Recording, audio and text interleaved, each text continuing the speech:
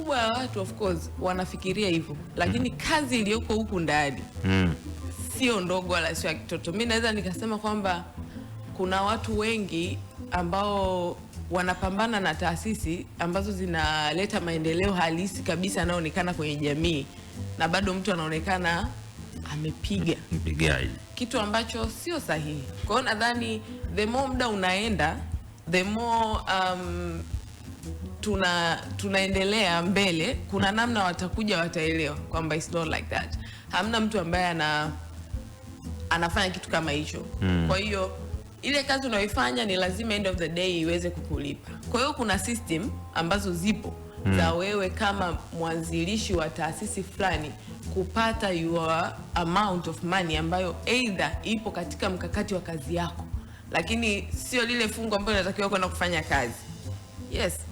Okay. Kwa sababu yaani ukizungumzia taasisi unazungumzia katiba, unazungumzia watu, unazungumzia yani team, na maanisha teamwork.